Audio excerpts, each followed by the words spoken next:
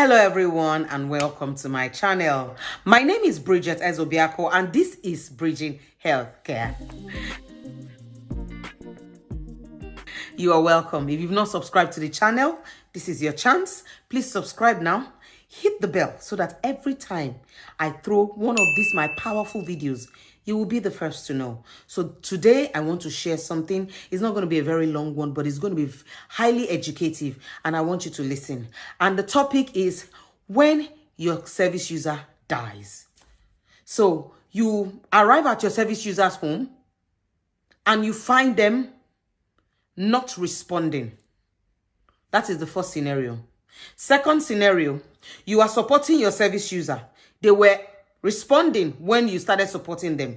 And along the line, they stopped responding. Second scenario. Third scenario, you have supported your service user.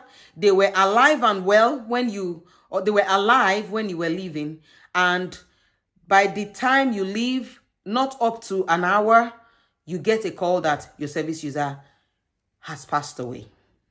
Now, what does these three different scenarios mean and how can you handle it as a carer? So let us discuss.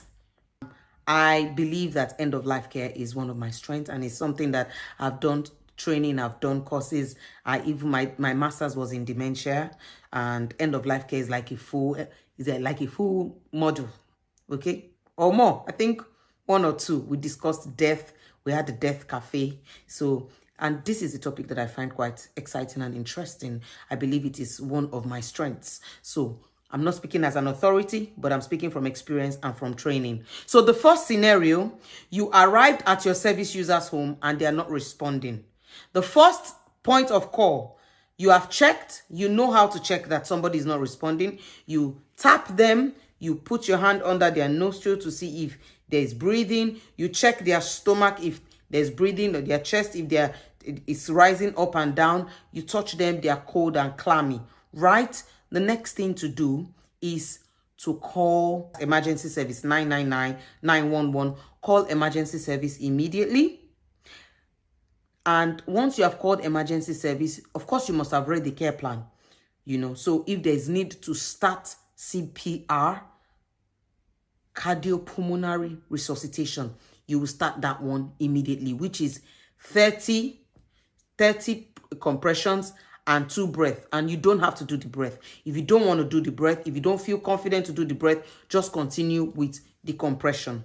Now, if there's a defibrillator around, the paramedics will guide you. But you are not calling the paramedics and telling them, I came into my service user's home and they have died. Remember, it is only a doctor and a nurse that can pronounce an individual dead. So what you will say is the person is not responding. They will ask you a couple of questions and you will tell them what you see.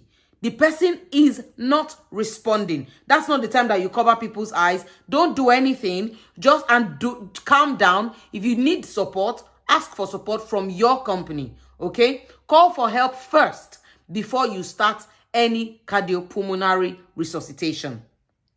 So that is the first scenario. And make sure that you know everything that is going on and report in your note. Second scenario, you are supporting your service user. This has actually happened to me. The first scenario has happened to me. I've experienced it. The second scenario has happened to me. I've experienced it. The third scenario has happened to me. I've experienced it. So the second scenario, you're supporting your service user. Maybe you're feeding them or you're giving them personal care. They were responding and then you notice that they stopped responding. So the person probably was unwell, whatever the case is. The first thing to do is to check that the person check that are they breathing, check those 3 things I told you, and then call emergency service immediately. If family is around, call them, but call emergency service immediately and then follow suit with the protocol on the care plan. So if you need to do CPR, do CPR. That is cardiopulmonary resuscitation. And try not to panic, okay? Then the third scenario, you have supported your service user. They are okay. And then upon leaving, you get a call like 30 minutes later to say, what happened when you went there? Oh, it was fine. Check my visit note. I I did this, and then they said the person has passed away. That the next people, the people that visited, they saw the person, unresponsive in. That is where your visit note is important. Guys, I cannot overemphasize it. Every detail of what you have done on the care call should be in your visit note. I mean, when I say detail, I mean, like if your care plan is task oriented and you have ticked completed on all those tasks, then your visit note should say the things that are not in the task, like how you met the person. Okay, when I arrived, she was looking weak and tired, and in my mind I was thinking that, is she okay? And then from there you would describe what you saw, what you did, how you left them. How did you leave this service user? Were they in their home? Were they in the kitchen? Were they trying to get something to eat? Get that information out. And not only how you left them, how you exited the property. So did they come to open the door for you? If they did, then there was mobility to come open the door, right? If you open the door, maybe you accessed with a key safe or something, and you met them watching telly. Did you guys have a chat? Talk a little bit about what you guys discussed. General topic, or she was watching Olympics, or we discussed about the trip she's expecting. That's your visit note is now your legal tender that will protect you, that will be able to cover up for you to say, this is what happened. Because anybody can be unresponsive at any time. But one thing to note is, in all these things, do not be afraid. Do not be scared. You have done your care. You have done your duty of care. You have, as far as you have given what you need to give. You were not pushing them. There was no fall and you did not report. If anything happened to service user, they fell, they slipped out of your hand, there was a tear, you must report it. That is what will protect you. And in all these three scenarios, can you see visit note? Visit note is standard.